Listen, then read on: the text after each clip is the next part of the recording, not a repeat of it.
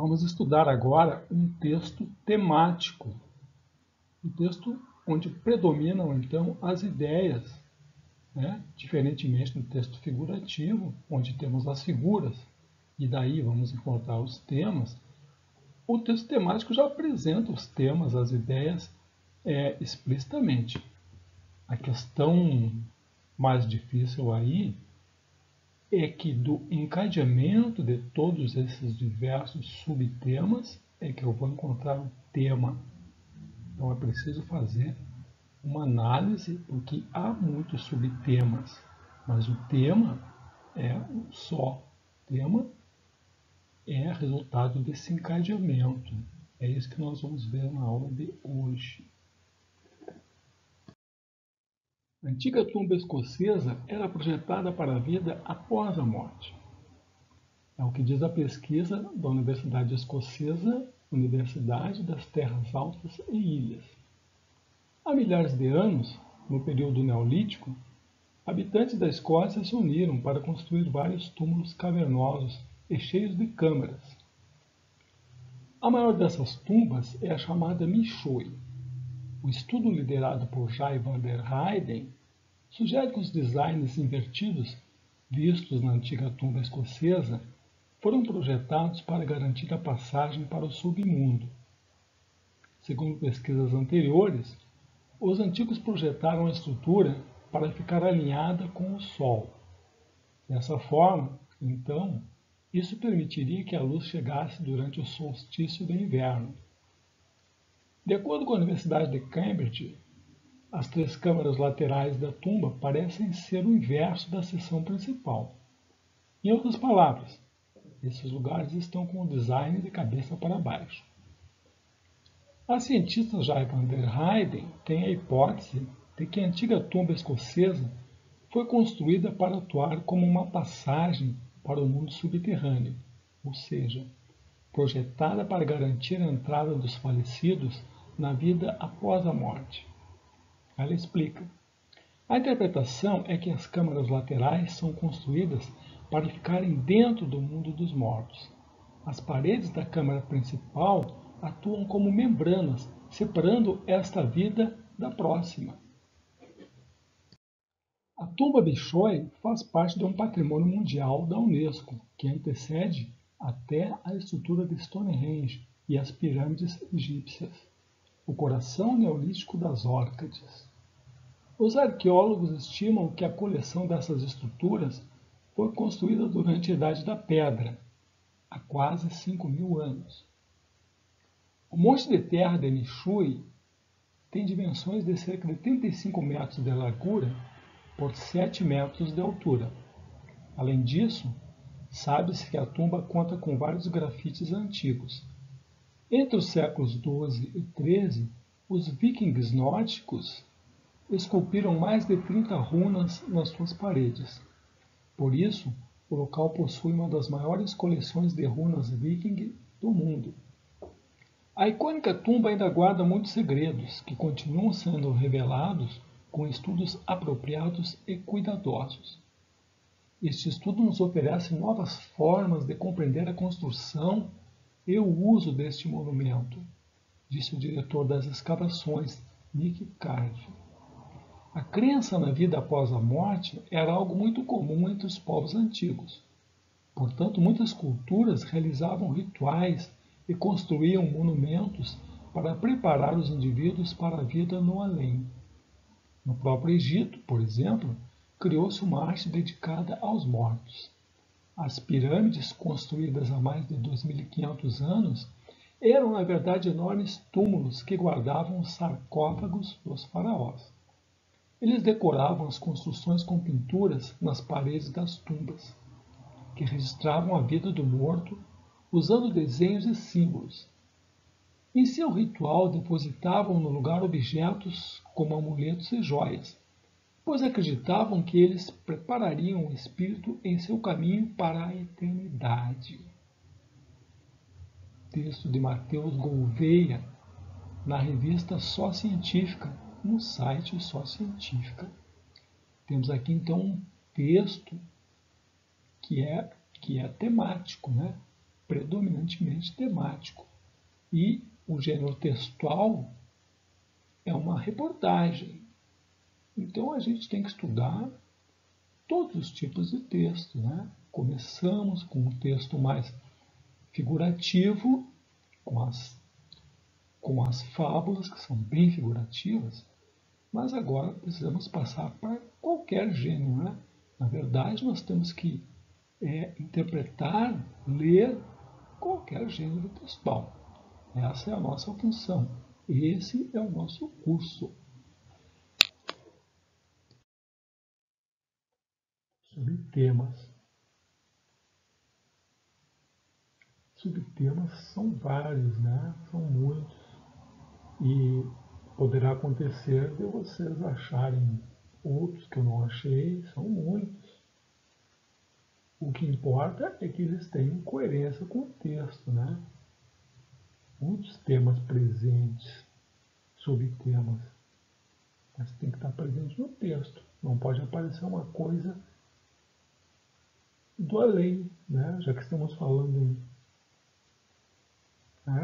em vida após morte, estamos falando do além. Não pode ser um subtema que vem do além, como alguém colocou no nosso texto da Lígia Fagundes Telles, que é então a Deus, aquela história que ela visita uma igreja e encontra um padre velhinho lá, e depois na hora da despedida ele diz até logo.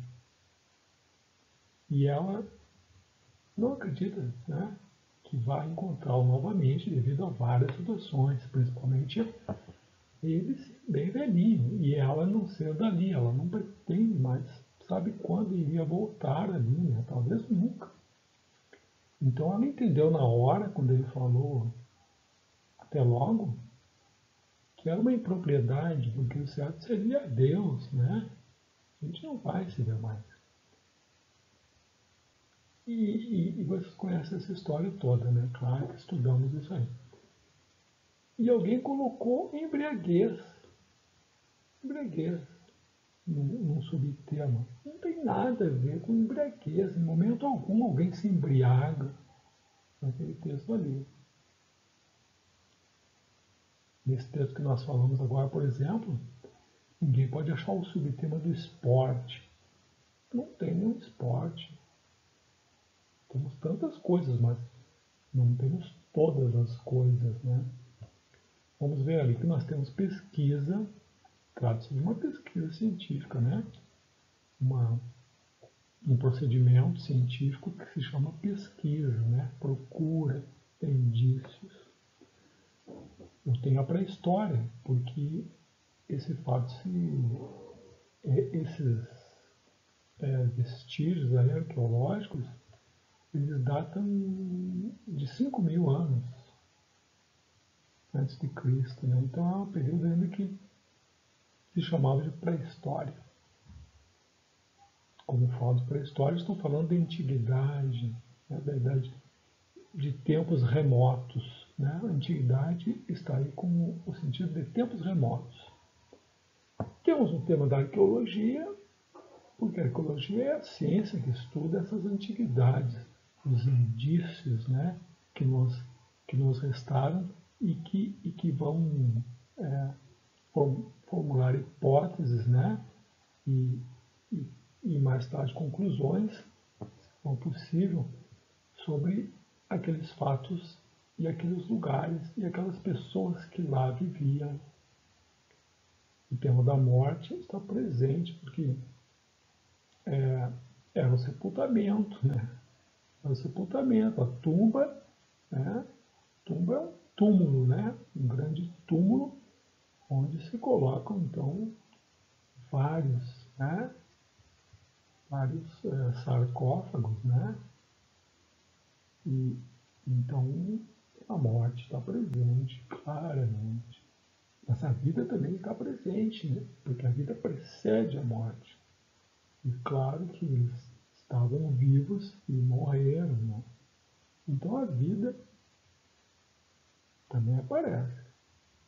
Aparecem os rituais. Rituais São atitudes de reuniões, né, de celebrações que as pessoas faziam para alguns acontecimentos e já eram atitudes culturais, não estavam mais ligados à sobrevivência. Não havia motivo para certas atitudes, não tinham nada mais a ver com a preservação da espécie. Eram rituais, já eram coisas culturais, né?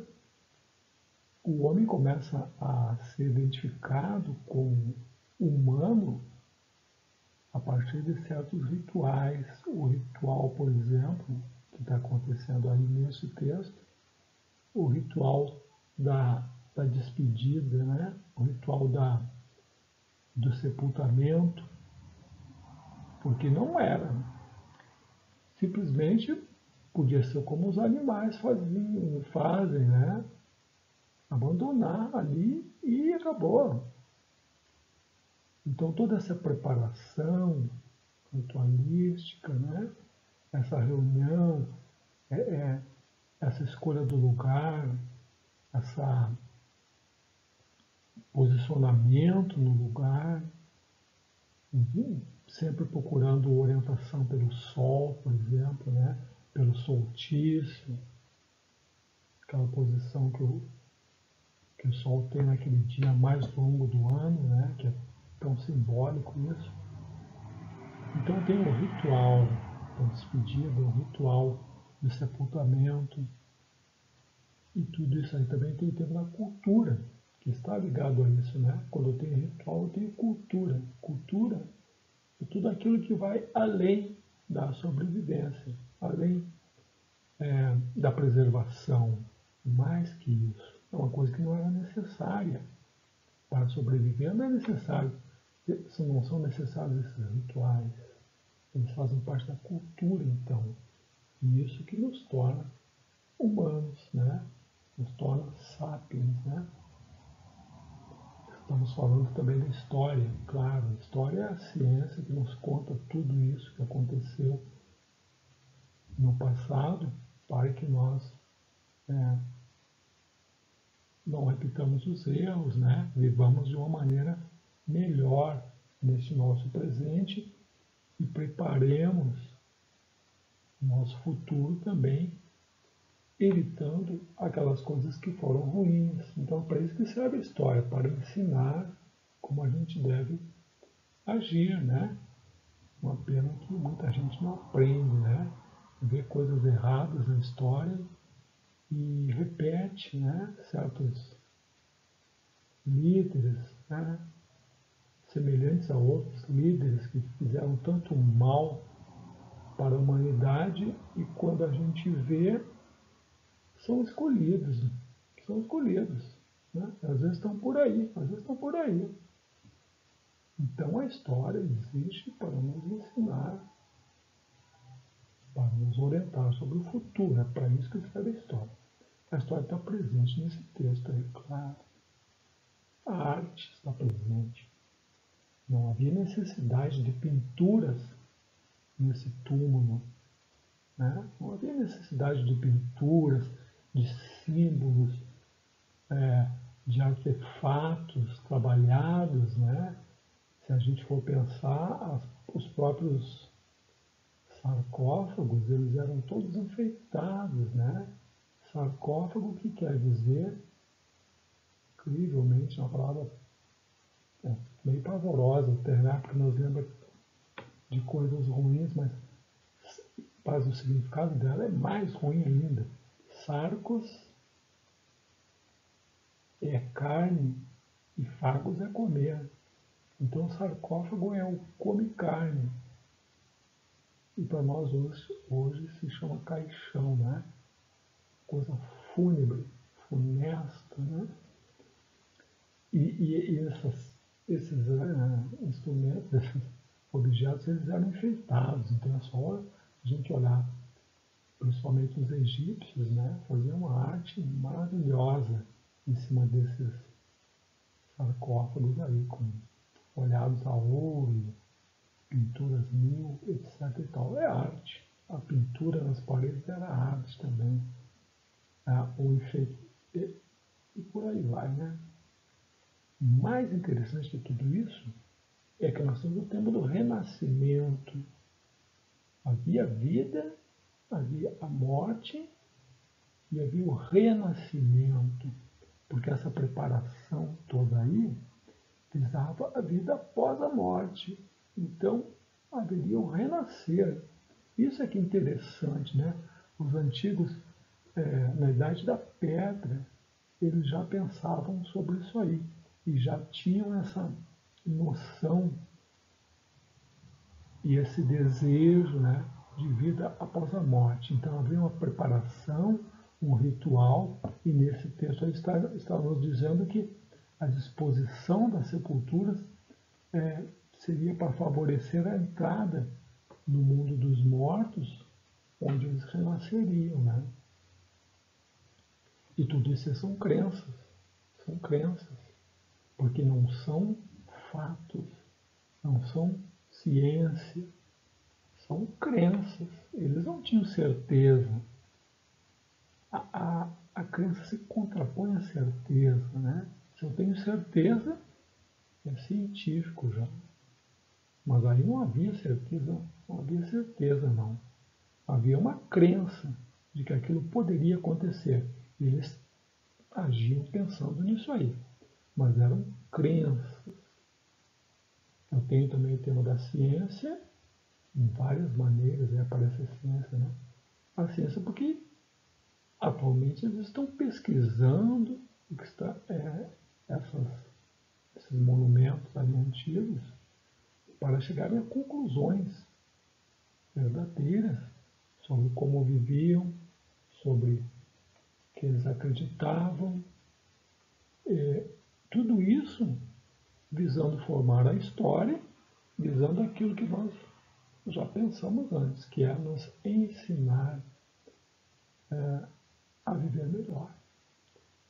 Temos aí também o tema do amor, claro, porque nessas despedidas todas, essa preparação toda, essa dedicação à despedida e essa esperança no renascimento indicavam o amor, né? Então nessa época já o homem já muito deixar de ser um animal, né? Começar a ter os sentimentos, todas essas crenças, e tudo isso revelava o seu amor.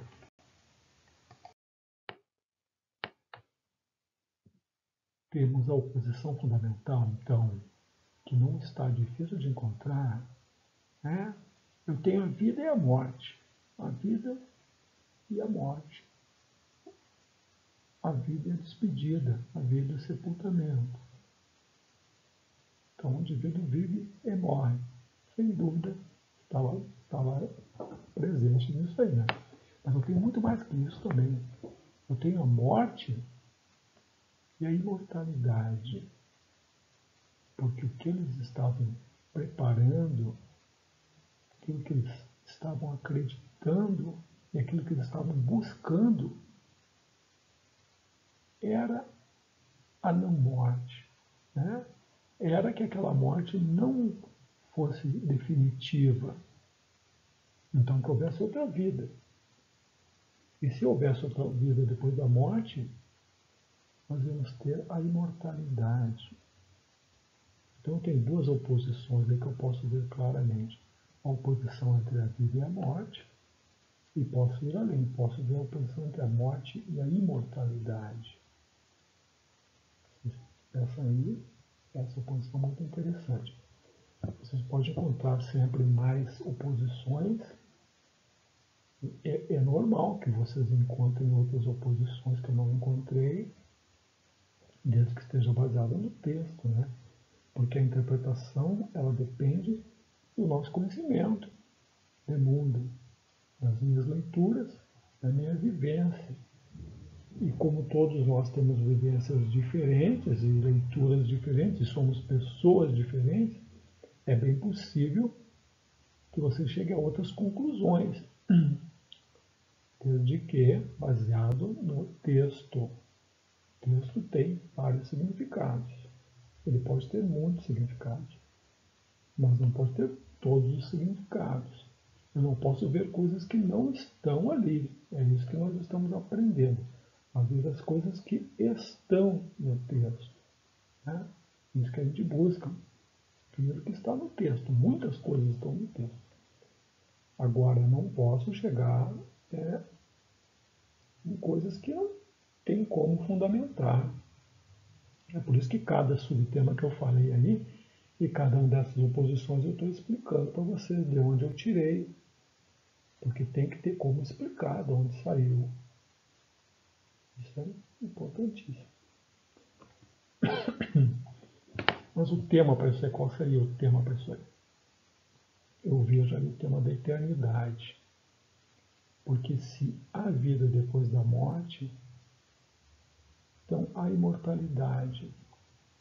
E há mais, então, mais que imortalidade. Quando a gente procura esses temas e nominá-los, né, a gente tem que buscar sempre um termo bem mais adequado possível e de preferência que fique uma palavra bem interessante, né? Bem escolhida. Afinal, nós estamos trabalhando, buscando a língua curta padrão, é isso que nós queremos. Nós queremos dominar a língua culta padrão. Então, a melhor palavra, a palavra mais adequada, a mais interessante é o que eu tenho que buscar. Então, se eu tenho oposição fundamental, vida e morte, ou morte e imortalidade, o tema sobre o qual está estruturado esse texto é mais que a mortalidade, é a eternidade, a vida para sempre. Então tira aquele imortalidade dali que já tem morte no meio, né? Vamos tirar essa morte do meio e vamos botar uma palavra semelhante, com um significado até mais amplo ainda, mais bonito, e que não tem esse radical aí enfiado no meio, né? Então, o tema é a eternidade. Isso pode ser também uma coisa muito interessante que eles tinham também, né? Eles buscavam eternidade, mas eles tinham esperança. A esperança está presente nesse texto. A esperança de que aquele sepultamento ali era uma coisa momentânea. Aquela separação era uma coisa momentânea. Aquela pessoa que estava ali, ela ia renascer, ressurgir, viver novamente. A morte ia ser vencida, então. A vida eterna, vida para sempre,